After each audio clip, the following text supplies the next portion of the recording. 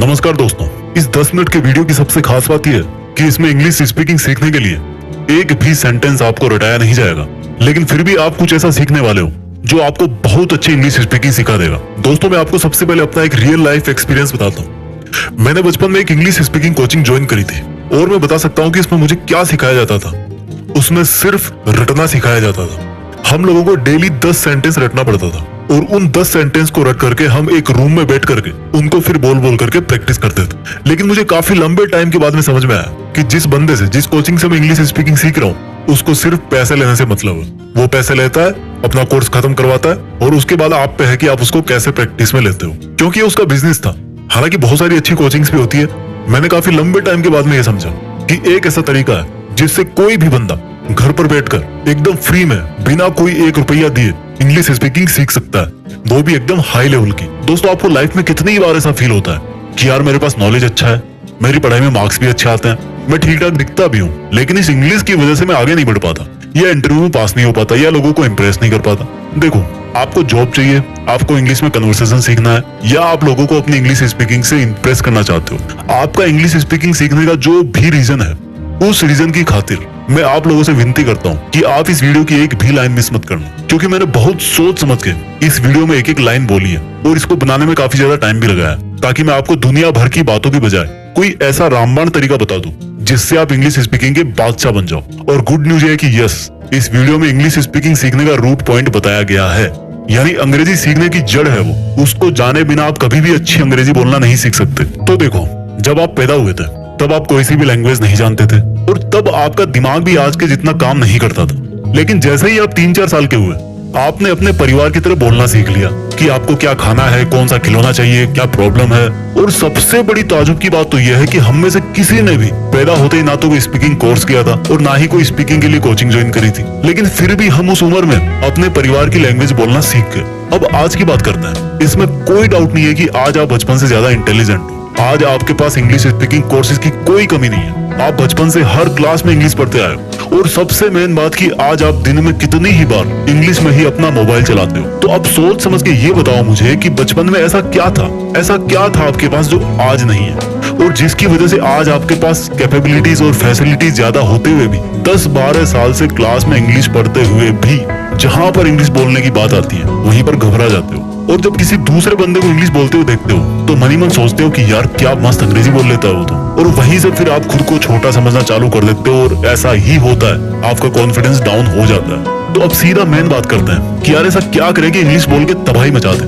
तो इंग्लिश सीखने के लिए मैं आपको सबसे पहले उस टाइम में लेकर के जाऊंगा जब आपका जन्म हुआ था, क्योंकि आज हमें वहीं से सीखना है। मेरी बातों को ध्यान से समझना। जब आप छोटे थे तो आपके चारों तरफ जितने भी लोग थे वो सब के सब एक लैंग्वेज में बात करते थे। चाहे आप हिंदी परिवार में पैदा हुए, चाहे आप बंगाली परिवार में पैदा हुए, या फिर आप किसी तमिल, तेलुगु, किसी भी लैंग्वेज के परिवार में आप पैदा हुए, यानी कि आपके चारों तरफ हमेशा वो लोग थे जो उस लैंग्वेज को बोलते थे।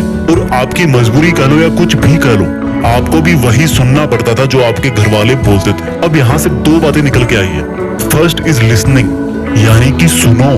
एक बच्चा बचपन में पहले बातों को ध्यान से सुनता है, कई बार सुनता है, और वो कितनी बार सुनता है तब जाके वो उसको ठीक से एक बार बोलता है। आपने आज तक इंग्लिश ठीक से पढ़ी है लेकिन ठीक से सुनी नहीं है।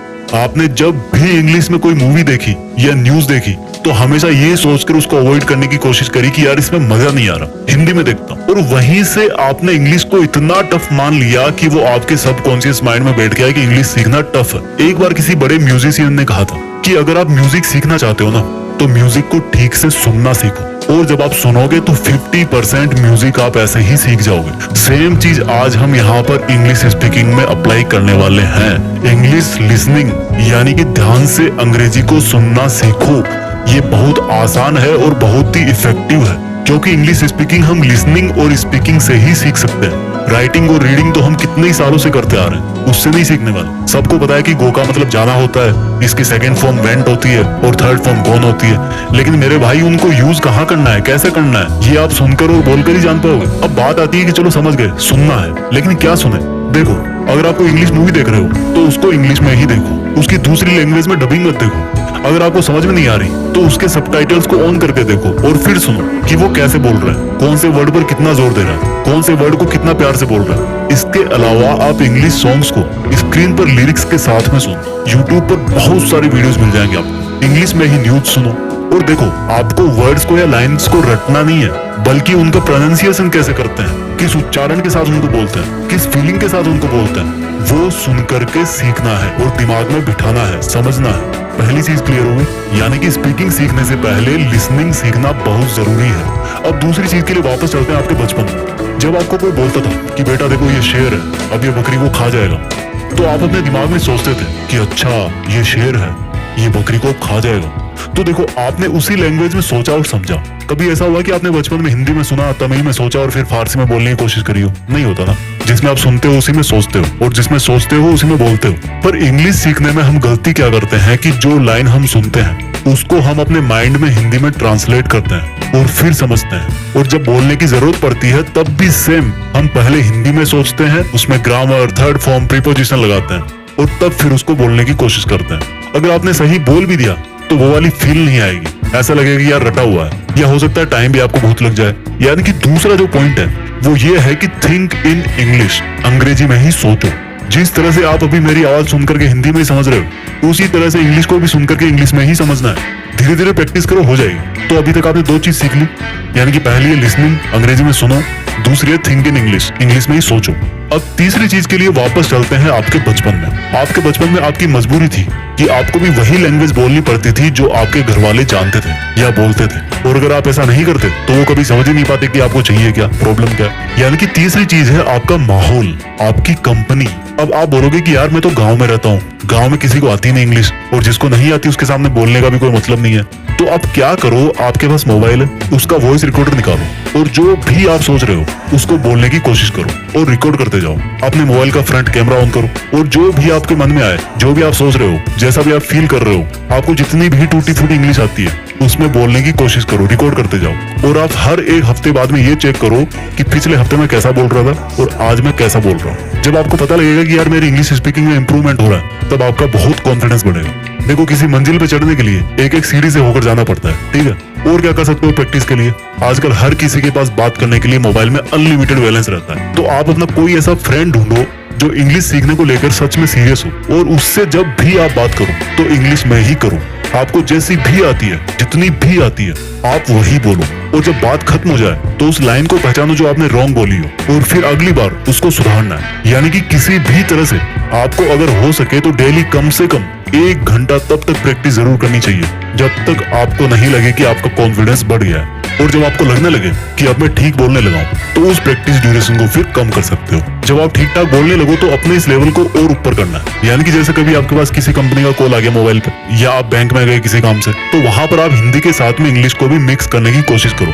एग्जाम्पल दे रहा हूँ, बहुत बार जरूरत पड़ती है अपने को, रटना मत लेकिन इस लाइन को। जैसे मान लो आपको किसी अनजान से पेन मांगना पड़ गया, होता ना ऐसा बहुत बार, तो क्या बोलोगे? एक तरीका तो ये कि भैया थोड़ा पेन चाहिए था, और एक तरीका ये कि excuse me, can I have your pen for a minute, थोड़ा सा लिखना था।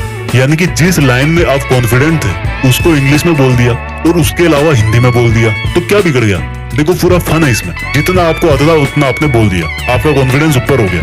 घबराना नहीं है ज्यादा। इस तरह से आप कहीं भी इंग्लिश स्पीकिंग का माहौल बना सकते हो। अब दोस्तों बात करते हैं इस वीडियो के सबसे जरूरी पार्ट की, जो मुझे लगता है कि बताना बहुत जरूरी है कि क्या अंग्रेजी सीखना वास्तव में जरूरी है। देखो दोस्तों, कोई भी लैंग्वेज का पर्पस सिर्फ और सिर्फ दूसरों की थॉट्स को समझने और खुद की थॉट्स को दूसरों को समझाने के लिए होता है। आजकल बहुत सारे जॉब्स में आपने देखा होगा कि उसमें इंग्लिश स्पीकिंग कंपलसरी होती है, क्योंकि उन जॉब्स में उन लोगों से बात करनी पड़ती है जो इंग्लिश बोलना प्रीफर करते हैं या सिर्फ इंग्लिश ही जानते हैं। या मान लो आपको टूरिस्ट गाइड बनना है और कोई विदेश से आ रहा है, इंग्लिश ही आती है उसको, तो भाई आपको इंग्लिश आनी ही चाहिए। तो अगर आप जिस फील्ड में जाना चाहते हो उसमें इंग्लिश होना कंपलसरी है, या आपका बहुत मन करता है कि यार सब अंग्रेजी बोलते हैं तो मैं भी बोलूं, तो अच्छी बात है, सीखो, कोई दिक्कत नहीं है। लैंग्वेज है ये, लैंग्वेज सीखने में कोई दिक्कत नहीं है, कोई बुराई नहीं है। लेकिन अगर आपको लगता है कि जो भी काम मैं कर रहा हूँ उसमें इंग्लिश स्पीकिंग सीखना उतना जरूरी नहीं है, तो फिर आपको परेशान होने की जरूरत नहीं है। आप जो भी लैंग्वेज बोलते हो वो आपके लिए मोर देन सफिशिएंट है। अब आप मुझे ये बताओ, जीत फिक्स के इतने सारे वीडियोस देखे आपने, जहां तक मुझे याद है मैंने शायद ही किसी वीडियो में इंग्लिश में कोई पूरा सेंटेंस नहीं बोला होगा। बट इट डजंट मीन कि मुझे इंग्लिश नहीं आती, बट जरूरी नहीं है उसकी क्योंकि जितने भी आप लोग इस चैनल से जुड़े हुए हो वो सब और खुद मैं भी हिंदी से बहुत प्यार करते हैं। लेकिन अगर फिर भी आपको कभी लगता है कि यार पता नहीं कब जरूरत पड़ जाए